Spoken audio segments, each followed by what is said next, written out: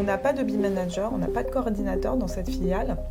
Par contre, ils sont à 100% sur le BIM parce qu'ils utilisent le BIM terrain et des outils très concrets qui permettent finalement de suivre le chantier à partir d'une maquette.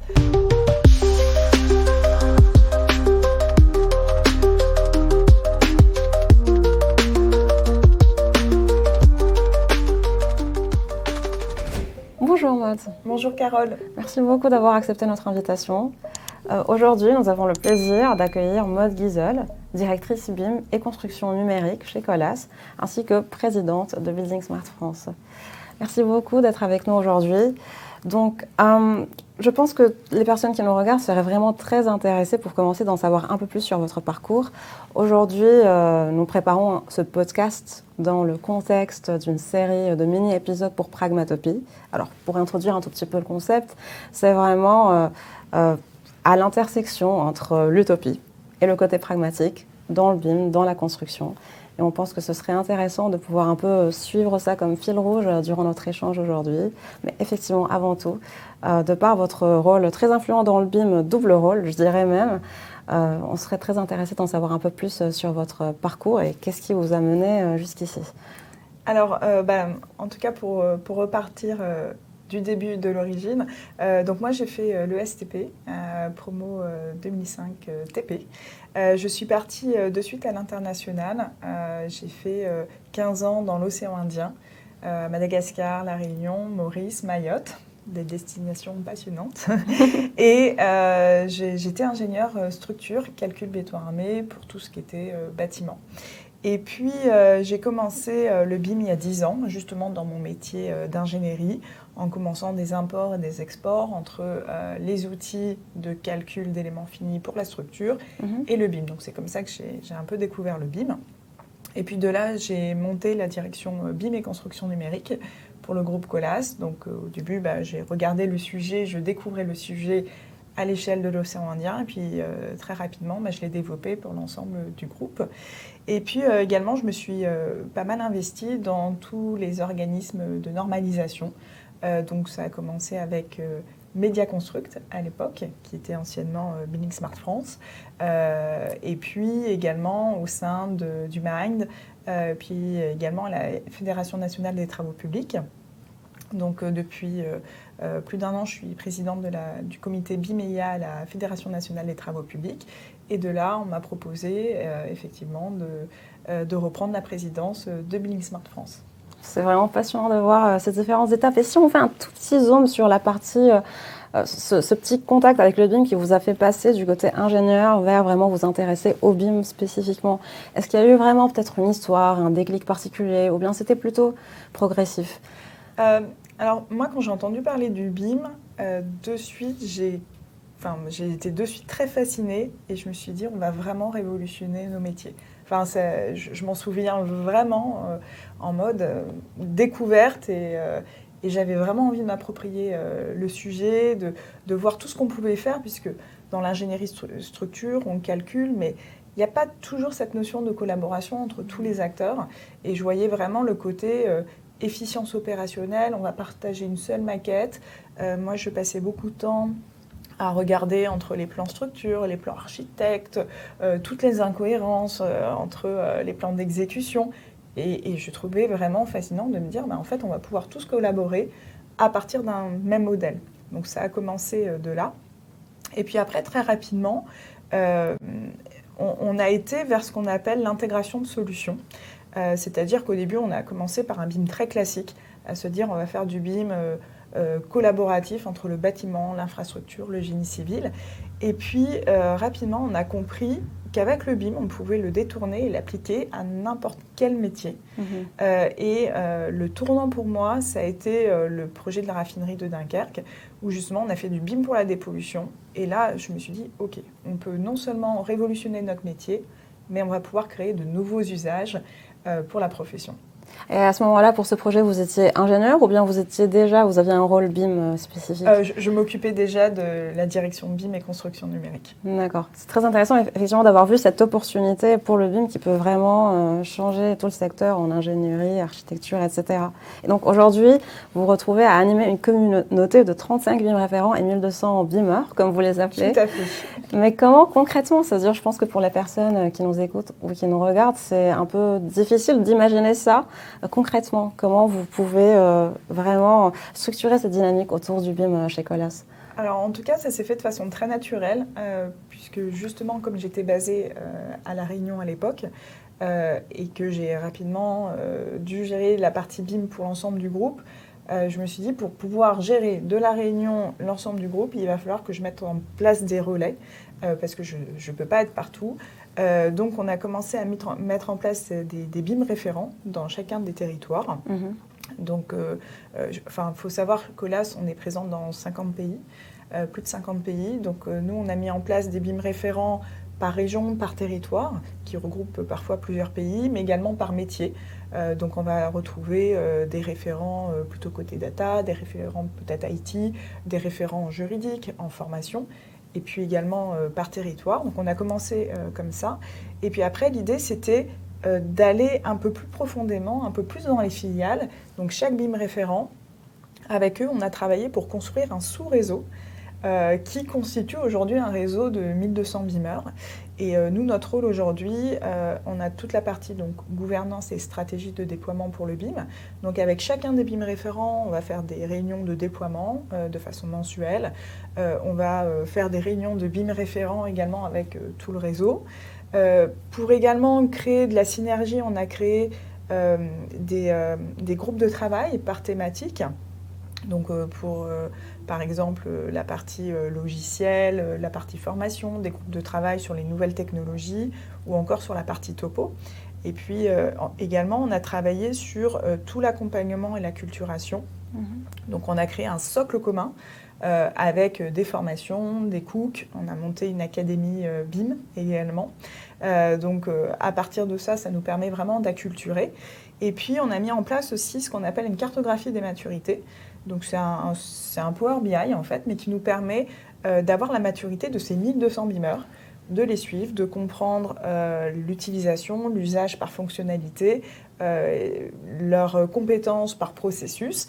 Et à partir de cette carto, on va adapter notre formation. Et puis ensuite, dans les autres missions que l'on a, on s'occupe de toute la partie assistance technique et puis également production. Donc quand il y a des sujets BIM dans les territoires, des problèmes, on est soit en mode SOS BIM ou SAV BIM parfois. Donc on nous appelle pour aider à rédiger une convention BIM ou autre. Et puis ensuite, on a deux autres volets, la partie intégration de solutions. Je vous ai parlé tout à l'heure de nouveaux cas d'usage. Donc en fait, on va travailler sur de nouveaux cas d'usage à partir d'IA ou de Generative Design. Et puis ensuite, le dernier point, c'est le jumeau numérique territorial, où on développe notre propre plateforme de jumeau numérique qui s'appelle Twin. D'accord, super. On va y revenir peut-être effectivement parce que ce serait intéressant d'en savoir un peu plus sur cette plateforme également. Mais là, je pense que ce serait la transition parfaite vers le côté vraiment déploiement du BIM chez Colas, parce que vous avez mentionné qu'effectivement vous avez des structures entre les différents territoires chez Colas, plus de 50 pays. Également, je pense que votre côté en tant que présidente Building Smart France vous donne aussi un aperçu très international. Donc, est-ce qu'aujourd'hui vous observez des différences d'approche pour le BIM entre la France, différents pays? Est-ce que c'est très différent? Comment est-ce que vous expliquez ça? Alors totalement. En fait, on voit des différences entre les régions, les pays, et en fonction de leur avancement et de leur obligation exigence BIM. On voit que les pays nordiques ont été très précurseurs, puisqu'ils ont commencé le BIM dans les années 2005 avec des obligations BIM. Ils sont orientés sur un BIM très terrain, en fait, et très pragmatique, avec pour objectif d'améliorer la qualité des projets. Nous, on le voit côté Colas, et ce qui est assez étonnant, en fait, c'est que puisque Colas a une filiale en Finlande, on n'a pas de BIM manager, on n'a pas de coordinateur dans cette filiale. Par contre, ils sont à 100% sur le BIM. parce qu'ils utilisent le BIM terrain et des outils très concrets qui permettent finalement de suivre le chantier à partir d'une maquette. Si on prend ensuite le Royaume-Uni, au Royaume-Uni, ça a été plus progressif. L'obligation s'est faite en 2016, notamment pour les marchés publics. Et là, on est à l'inverse de la Finlande sur un BIM qui est très processus, très BIM management, certification BSI. Et nous, chez Colas, par exemple, on n'a pas de modélisateur ou de coordinateur, mais on a des BIM managers là-bas. Si on prend également d'autres pays comme l'Afrique, l'Afrique s'y est mise de façon plus tardive, mais de façon très accélérée, avec une volonté d'aller vers le BIM et d'aller vers le SIG de suite. Et on retrouve des initiatives comme le BIM Africa Summit. Et également au Maroc, le roi du Maroc a pour volonté de modéliser et d'avoir tout son patrimoine existant à partir d'une maquette numérique. Et donc, ils ont été très rapidement vers ce BIM et SIG. Donc, effectivement, on n'a pas le même BIM. Nous, chez Colas, on identifie à peu près 13 typologies de déploiement BIM différents parce qu'on n'a pas donc la même obligation, on n'a pas les mêmes éditeurs de logiciels partout présents sur les pays et pas la même culture. Donc, on a plein de BIM différents. Voilà, donc ça crée quand même assez de complexité, mais en même temps, c'est passionnant de voir les différences entre les différentes cultures, les différents niveaux de maturité, etc. Et justement, parmi tous ces projets dans différents pays, etc., que vous avez pu piloter, est-ce qu'il y a un projet en particulier qui vous tient à cœur particulièrement, dont vous êtes particulièrement fier pour une raison ? Justement, pour moi, c'est le projet de la raffinerie de Dunkerque, qui est vraiment, qui a marqué un tournant pour nous. On a d'ailleurs reçu le BIM d'or en 2018 sur le projet. Donc en fait, en 2016, on avait reçu un premier prix pendant la cérémonie des BIM d'or sur un projet à La Réunion. Et puis là, le directeur de Colas Environnement nous avait appelé en disant moi aussi, je veux faire du BIM, et je veux faire du BIM pour la dépollution. Alors on s'est dit, OK, du BIM pour la dépollution, ça n'existe pas. Et on ne savait pas par où commencer, comment prendre le sujet.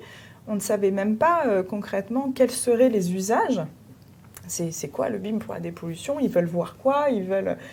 Comment on va pouvoir utiliser tout ça ? Et en fait, on a développé un outil pour pouvoir faire du BIM pour la dépollution. Alors déjà, il faut savoir que c'est un chantier qui est un très gros chantier de dépollution parce que c'est 95 hectares. Donc c'est un chantier, c'est une ancienne raffinerie à Dunkerque qu'il a fallu déconstruire. Donc en termes de tonnage d'acier, pour déconstruire la raffinerie, on parle de l'équivalent de 4 tours Eiffel en termes de tonnage d'acier. Et puis 95 hectares à dépolluer, sachant que ça a été, pendant la Première Guerre mondiale, démoli. La Deuxième Guerre mondiale, il y a eu une industrie qui a été de nouveau démolie. Donc c'est un terrain avec plein d'obus encore existants, des remblais gris d'après-guerre, et puis tout un tas de pollutions à différentes périodes. Donc, pour faire tout ça, il fallait donc, dans les cas d'usage, pouvoir interpoler la dépollution. Donc, on a créé un outil qui s'appelle Grand Twin, qui permet de découper en fait le site en petits cubes, et avec des méthodologies d'interpolation linéaire et non linéaire, l'outil va venir calculer dans chacun des petits cubes la concentration de pollution. Ce qui permet d'avoir une représentation 3D de la pollution, des impacts des polluants, d'en sortir les quantités, de savoir jusqu'où on peut dépolluer. Et puis également, on a fait de la détection de clash entre les zones à risque pyrotechnique, puisqu'on a modélisé aussi les obus sur ce chantier, et là, on allait intervenir. Et donc, grâce à cet outil, on a pu anticiper nos interventions, suivre la dépollution et surtout savoir comment dépolluer. D'accord, donc c'est un cas d'usage très particulier qu'on ne voit pas souvent. Je comprends pourquoi ce serait marquant particulièrement. Oui. Et d'ailleurs, donc c'est à ce moment-là que vous avez développé la plateforme. C'était ça le... Alors, c'est à ce moment-là qu'on a développé l'outil Grand Twin d'interpolation. Mais du coup, c'est à ce moment-là qu'on s'est dit, on va pouvoir faire du BIM dans n'importe quel domaine. En fait, le BIM est un outil, une façon de travailler qui peut s'appliquer à n'importe quel domaine. Et là, c'est là où c'est révolutionnaire. Et suite à ça, on a fait également un autre outil. Donc chez Colas, on a une innovation qui s'appelle Flowell.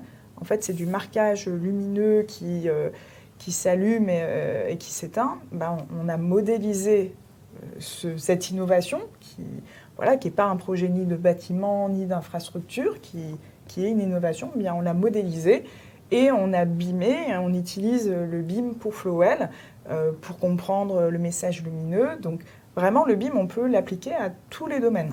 D'ailleurs, parmi les cas d'usage, aujourd'hui, votre rôle inclut également le SIM, pas également le BIM. Donc, ça aussi, c'est vraiment une échelle beaucoup plus large. Et donc, est-ce que vous pouvez nous en parler également? Oui, tout à fait. Alors, moi, je parlerai même pas de SIM, puisque donc, le SIM, ça serait le City Information Modeling. Le TIM serait le Territory Information Modeling. Pour moi, aujourd'hui, on parle vraiment de jumeau numérique territorial qui permet en fait de faire la convergence du monde du BIM avec celui du SIG, mais également avec toutes les autres données, avec de l'open data, avec de la donnée de l'IoT. Donc c'est vraiment l'objectif, c'est de gérer la donnée à l'échelle d'un territoire à partir de son jumeau numérique. Et donc nous, on a développé depuis 2019 une plateforme qui s'appelle Twin et qui permet en fait, donc un peu comme un Google Maps, donc c'est vraiment, il faut se dire, c'est comme un Google Maps, mais dédié au monde de la construction. Donc, dans ce jumeau numérique, on va retrouver les données du territoire. On va retrouver, donc, comme je le disais tout à l'heure, effectivement, Colas, on est présent dans 50 pays. Donc, on est à l'échelle de la Terre. Et on va retrouver toutes les agences, tous les chantiers de Colas. On a mis donc toutes ces données. On a connecté Twin à toutes nos applications métiers. Donc, on va retrouver les RH, les données des camions, les données des fournisseurs, et également, on va rajouter toutes les données de nos projets. Donc, ça peut être les plans de récollement, les rapports de sol. Donc, on agrège toutes ces données avec cette représentation 3D. Et puis, également, on croise ces données avec de l'open data. Donc, on a 110 couches différentes d'open data qui vont de la biodiversité à des données environnementales, au PLU, au cadastre. On a des données de l'IGN. On va retrouver tout un tas de données. Et en fait, la force, c'est de pouvoir avoir toutes ces données au même endroit et de désiloter ces données. Et en fait, souvent, on a des experts SIG d'un côté, on a des experts BIM de l'autre, et puis on a le décideur qui ne sait ni faire du BIM ni du SIG. Et là, vraiment, l'objectif, c'était d'avoir une plateforme pour tout le groupe qui soit simple d'utilisation et qui permette d'avoir accès à toute la donnée du groupe de façon désilotée. Et donc ça a permis de faciliter la prise en charge par toutes les parties prenantes, comme vous venez de l'indiquer, c'était ça? Exactement. Donc c'est vraiment, ça s'adresse à tout le monde, à tous les collaborateurs. On a construit, en fait, on a essayé de construire le plus petit dénominateur commun de cette plateforme, qui est une plateforme pour plus de 20 métiers différents chez Colas.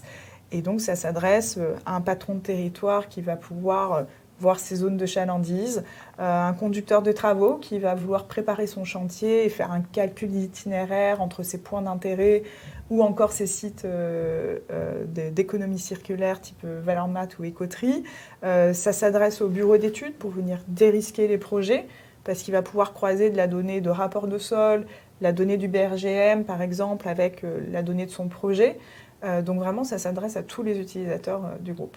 Ça semble très intéressant comment tout est interconnecté, mais en même temps, à vous écouter, on comprend la complexité. Bien entendu, c'est quand même un domaine qui est très complexe, et je pense que c'est pour ça, aujourd'hui encore, on écoute, on entend des personnes qui disent que voilà, le BIM, ça n'avance pas autant qu'il faut, ou bien qu'il y a encore des défis, ou bien du côté pragmatique, c'est pas encore idéal. Donc justement aujourd'hui, dans ce thème de pragmatopie, c'est peut-être le moment idéal de pouvoir vraiment pousser un peu des deux côtés et voir est-ce que c'est vraiment, ça veut dire concrètement, quels sont les défis auxquels on fait face réellement, et à quel moment est-ce qu'on peut venir se dire bah non, en fait, ça va très bien le BIM. Alors, effectivement, on a plusieurs vitesses et échelles. Je parle de choses qui sont un peu innovantes, mais si on regarde le côté concret, je pense qu'en France, il manque quand même un cadre juridique, et notamment sur la responsabilité liée à la maquette et aux données. Je pense qu'on a eu une approche ces 10 dernières années en France qui est une approche très théorique. On parle beaucoup de BIM management, et je pense qu'il faut aller un peu plus vers l'approche des Finlandais. un peu plus terrain et pragmatique, justement. Et quand on regarde justement ce manque de cadre juridique, on constate finalement, enfin moi je le vois côté Colas, quand on a des projets avec une imposition BIM, on va nous remettre des maquettes qui ne sont pas contractuelles. Alors qu'avant, on nous remettait des plans qui étaient contractuels. Donc là, on nous remet des maquettes qui ne sont pas contractuelles. Et comme une maquette, c'est un ensemble de données, autant un plan, c'est assez rapide de vérifier en 2D concrètement les données du plan. Dans une maquette, c'est pas évident. Si on n'a pas de modèle checker pour vérifier une maquette, ça va pas être évident. Donc, qu'est-ce qui se passe? Par manque de confiance et à cause de cette notion de responsabilité, l'entreprise de construction va refaire une maquette numérique. Et puis, on passe au terrain, parce qu'on a trop été, je pense, dans la théorie et on n'a pas travaillé assez en France le côté pratique et terrain, eh bien, on a encore une discontinuité de la donnée. La maquette ne va pas totalement jusqu'au terrain. Et puis ensuite, quand à la fin du chantier, on remet une maquette telle que construite au client, eh bien, on se rend compte que les clients n'ont pas confiance, encore une fois, dans la maquette, puisque complexité de vérifier, et certains refont la maquette pour gérer ensuite leur patrimoine. Donc finalement, le côté vertueux du BIM, qui me plaisait au tout début, quand je disais c'est génial d'avoir une saisie unique de l'information et un modèle partagé, eh bien on retombe dans nos travers finalement et on vient ressaisir les informations. Donc je pense que ça c'est le premier frein, pouvoir réussir à travailler sur un cadre juridique, pouvoir donner des outils qui permettent de vérifier des modèles et d'avoir cette continuité. Le deuxième axe pour moi, ça va être justement travailler sur ce côté terrain. C'est ultra important que le BIM ait toute sa place au niveau des chantiers et peut-être travailler aussi avec les éditeurs de logiciels pour qu'ils puissent comprendre l'appétence des conducteurs de travaux sur cette thématique et développer des usages. Et puis enfin, j'ai l'impression qu'on arrive au bout de 10 ans dans le BIM et qu'il y a un essoufflement autour du mot BIM. Et voilà, je pense que ça fait 10 ans qu'on entend parler du BIM. Il y a sûrement eu, on en a eu chez Colas et sûrement ailleurs, dans d'autres entreprises, des échecs dans des projets BIM. Donc parfois le BIM n'a pas bonne presse. Et je pense qu'il faut retrouver une nouvelle dynamique. On parle de jumeaux numériques. Je pense qu'on est même déjà encore dépassé. En tout cas, on va l'être rapidement. Donc je ne sais pas comment on appellera ça demain. Je suis convaincue forcément qu'on a besoin de ces technologies et de BIM et tout ça. Je pense que l'IA est en train de chambouler un peu tout ce qui est en train de se passer. Donc en tout cas, il y a beaucoup d'acteurs autour de la table qui ont envie de travailler sur cet état des lieux du BIM en France au bout de 10 ans et du après, comment redonner une nouvelle dynamique. Donc voilà, donc j'ai pas la réponse de comment ça s'appellera, mais en tout cas, je pense qu'on continuera à construire de façon numérique, voilà, et en optimisant. Oui, vous soulevez un point hyper intéressant parce que justement, j'étais en train d'en parler avec Emmanuel, qui nous a mis en contact d'ailleurs pour cet échange aujourd'hui. Il était en train de dire que d'après lui, par exemple, justement, un peu comme vous dites, que le BIM devrait être une norme intégrée, dans le sens où ça devrait faire partie des projets à tel point qu'on ne devrait plus en parler ou même plus le nommer. Donc vous partagez cet avis Totalement, ça doit vraiment faire partie de nos processus. Et le problème, c'est qu'on le met à part. On nous pose toujours la question combien coûte le BIM? Donc on le voit encore comme un surcoût, comme quelque chose de à côté du chantier ou du processus normal. Et tant qu'on ne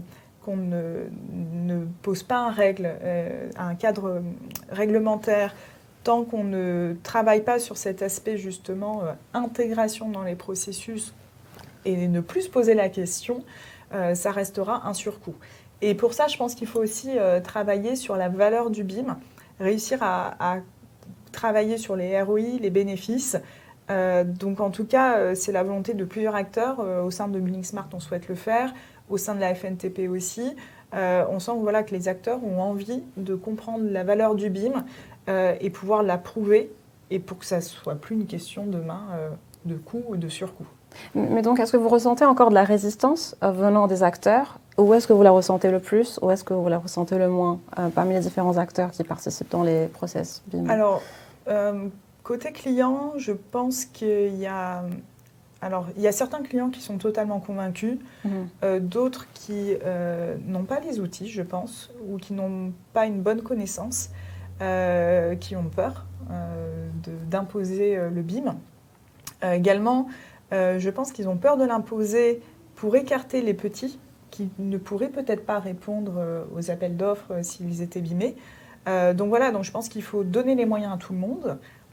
Et puis travailler sur l'acculturation et la sensibilisation et expliquer la valeur du BIM à nos clients. Côté chantier, pareil, je pense qu'ils le voient comme un surcoût, ils ne le voient pas comme un gain de temps. Alors que ceux qui font un premier chantier BIM, enfin moi je le vois chez Colas, après ils sont convaincus, ils ont envie d'en faire un autre. Par contre, ceux qui n'ont jamais testé, en général, ils essayent de tout faire pour ne pas faire du BIM.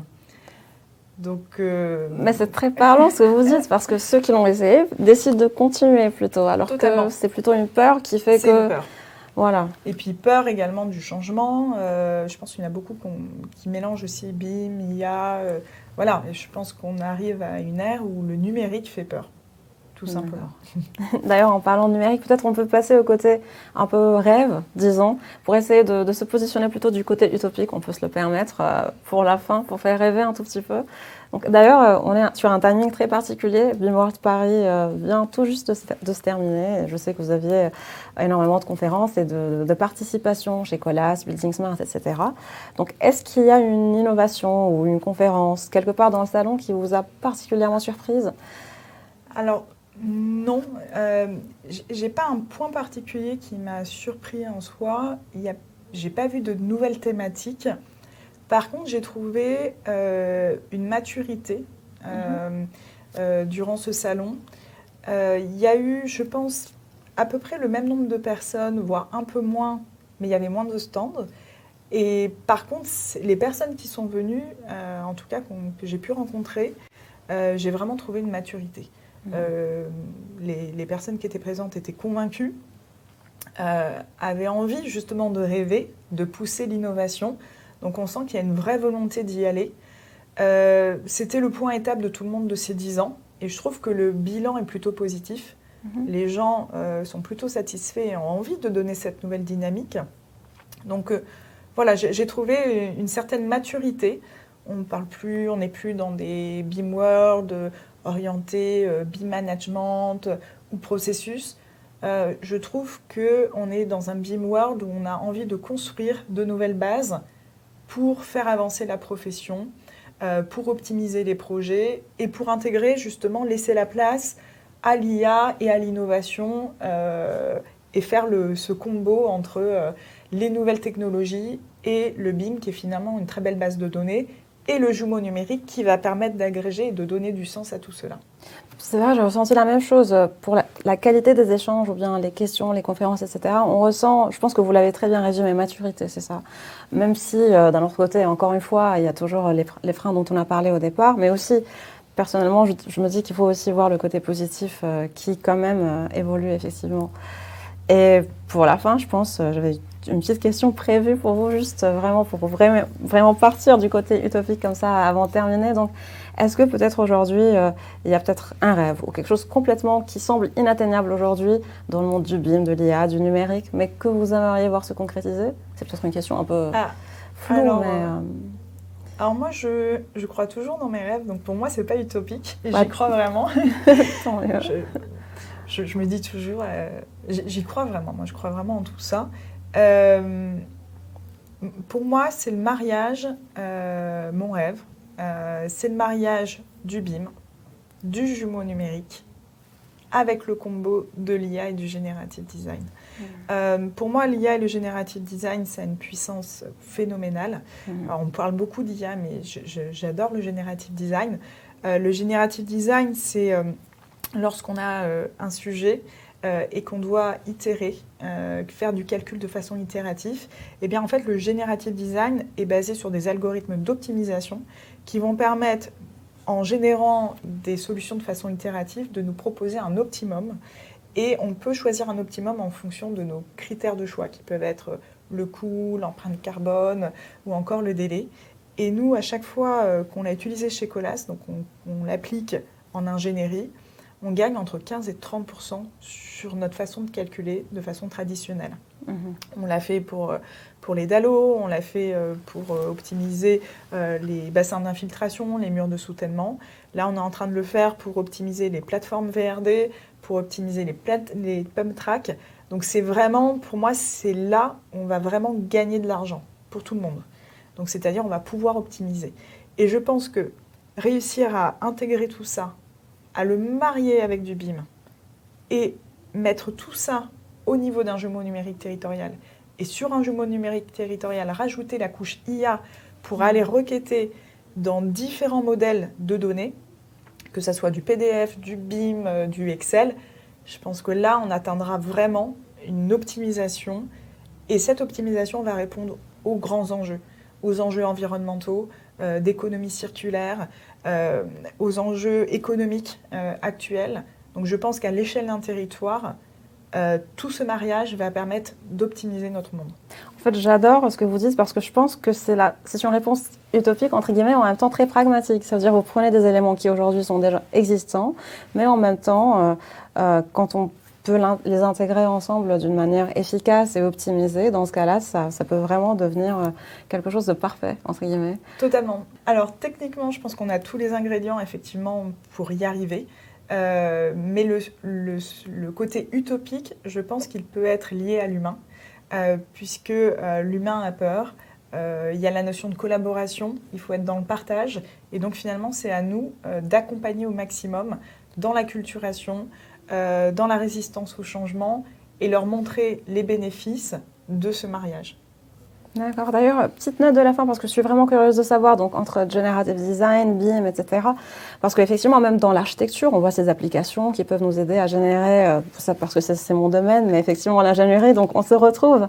Comment est-ce que justement on peut marier ça déjà entre architecture, ingénierie, BIM? C'est intéressant d'en aborder avec nos différentes perspectives également. Oui, effectivement, moi je pense qu'on peut marier, à partir du moment où on l'applique à une maquette numérique et que cette maquette elle est partagée, pour moi ce sont des technologies qui vont s'associer à une maquette BIM et l'optimiser, optimiser le contenu. Donc on peut l'appliquer, que ça soit en phase de conception, que ça soit au niveau du design avec un architecte ou bien sur le terrain. Sur le terrain, ça peut être optimiser les tours de camion et trouver, nous c'est un peu notre objectif, trouver le meilleur compromis entre la notion d'économie circulaire, la notion d'efficience opérationnelle et puis de coût. Donc c'est vraiment, on peut l'appliquer jusqu'au bout et puis jusqu'à l'exploitation et la maintenance. Donc pour moi, tous les acteurs peuvent trouver des bénéfices dans ces technologies qui vont être associées au BIM. Et puis après, si on en revient au jumeau numérique territorial, pour moi le jumeau numérique territorial, c'est associer toutes ces maquettes BIM qui ont des cycles de vie différents. Il y a des maquettes qui vont être en conception, d'autres qui vont être en construction et d'autres en exploitation et maintenance. Et cette hypervision à l'échelle des territoires va permettre d'optimiser. Donc là, on peut rajouter encore de l'IA et du generative design pour se dire comment j'optimise le tout. Si j'ai des chantiers, comment je coordonne mes différents chantiers qui sont peut-être avec des clients différents, avec des acteurs différents, mais il y a une optimisation à faire. Donc moi, je suis convaincue qu'on peut le faire comme des poupées russes, mais à plusieurs échelles. Ah, j'adore la métaphore, d'accord. Donc, je pense que c'est parfait pour notre note de fin parce que ça donne matière à réfléchir, justement, pour pouvoir optimiser de cette manière. D'ailleurs, un point très important qu'on n'a pas encore abordé, c'est surtout aussi Building Smart France, parce qu'aujourd'hui, vous êtes donc présidente, comme on l'a indiqué, et je sais que vous faites partie de multiples entités autour du sujet. Donc, est-ce que vous pouvez nous en parler un peu plus? Oui, tout à fait. Donc effectivement, depuis juin, on a un nouveau bureau au sein de Building Smart et notre objectif, c'est effectivement faire un point sur l'état des lieux du BIM en France et de donner une nouvelle dynamique. Donc dans les objectifs, c'est d'aller vers un BIM plutôt pratique et pragmatique, un peu comme les Finlandais, et aller vraiment sur un BIM terrain, même aller dans les groupes de travail et faire intervenir des chefs de chantier, des conducteurs de travaux, parce que notre objectif, c'est de sortir un peu de ce côté trop théorique et d'être plus sur cette partie terrain.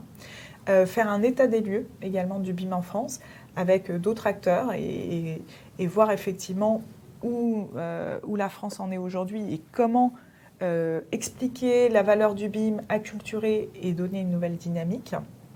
Un des enjeux, c'est toujours de pouvoir diffuser, informer les bonnes pratiques et partager les bonnes pratiques. C'est également pouvoir travailler sur un socle de connaissances et de partage pour tous, et notamment partager aussi les retours de BIM Smart International, les outils de l'Open BIM. Donc on travaille sur la refonte de notre site ressources pour ce sujet-là. Et puis un des gros enjeux également, c'est travailler sur la notion de jumeau numérique territorial pour pouvoir intégrer l'Open BIM, parce qu'aujourd'hui on parle beaucoup de jumeau numérique national en occultant totalement le monde de la construction. Or, parler des territoires sans parler du bâti, pour moi, il y a vraiment un sujet. Donc l'objectif, c'est vraiment de parler de l'Open BIM, de la modélisation de l'information de la construction à l'échelle d'un territoire. Et puis le dernier enjeu, c'est le constat. On se rend compte qu'en France, aujourd'hui, on a de nombreuses instances et organisations qui vont traiter et parler du BIM. On va retrouver la BIM Smart France, on va retrouver le projet Mind, Mind 2050, qui est devenu d'ailleurs une association. On va retrouver la FNTP qui traite du BIM, parce que moi je m'occupe du comité BIMEA et la FNTP. On va retrouver la FFB, on va retrouver Infra 2050, donc de nombreux acteurs qui traitent à la fois du BIM, du numérique au sens large avec l'IA ou le generative design, et du jumeau numérique territorial. Seulement, on retrouve les mêmes personnes dans ces mêmes instances et parfois on refait les mêmes travaux. Donc l'objectif, ça va être de créer un comité chapeau à toutes ces instances, ne pas avoir un leader particulier, donc tous les acteurs au même niveau, et de pouvoir partager les feuilles de route de chacun et de voir les points communs et de coordonner nos actions. Notre objectif, c'est d'être encore plus efficace à l'échelle de la France, de mettre toutes ces ressources, toute cette synergie pour être efficace. Et l'objectif, c'est de pouvoir créer une vision commune et partagée pour pouvoir la pousser à l'échelle de la France, donc au niveau des ministères et de l'État, mais également à l'échelle internationale et au niveau de l'Europe. Donc ça fait tripler ou quadrupler les efforts, puisque toutes les entités seront plus alignées au lieu de refaire les mêmes éléments. Exactement. Être aligné et coordonné sur les actions. Et puis, ça va créer aussi des synergies, parce que l'idée, c'est de, si on travaille sur une même thématique, c'est peut-être de créer un partenariat et d'ouvrir les groupes de travail pour travailler ensemble. Merci beaucoup encore une fois. J'espère que vous en allez nous rejoindre le 18 juin. Avec grand plaisir, je serai présente. D'accord, donc ce sera effectivement pour les Pragmatopies. Donc merci beaucoup encore une fois. Merci Carole.